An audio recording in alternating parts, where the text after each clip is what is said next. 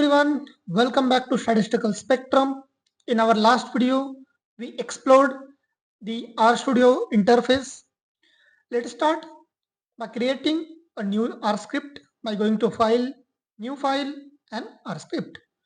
This opens a blank file where you can write your first code. Let's create two variables x and y. Here we assign the value 10 to x and 20 to y.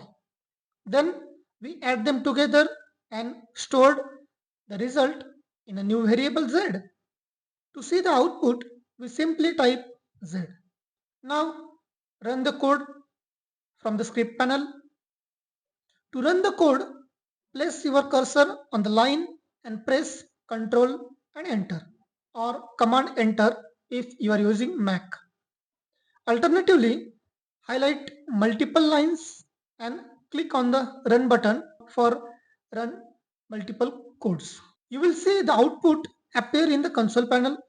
In this case, the value Z is 30 by adding X and Y.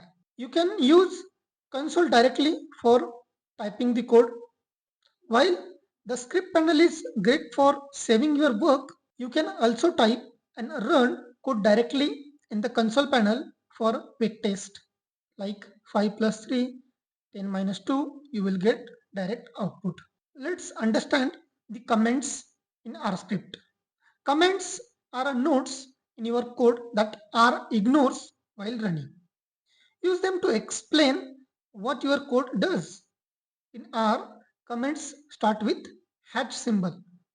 Here you can see an example. I am giving comment assigning a value to x. This is my comment by using hash symbol. Good commenting make your code easier to understand, especially when revisiting it later. Next is printing the output. Instead of typing variable name, you can use print function to display output in the console. You can see here print in bracket hello comma r or print z. When you run this, you will get output in the console panel. So the print function is especially useful when running scripts that generate multiple outputs. Now, how to handle error and debuggings. Errors happen to everyone. Let's say an example. Here we try to add a number a and a character b which causes an error. R tells us the issue non-numeric argument to binary operator. To fix it, ensure the variables are compatible for the operations.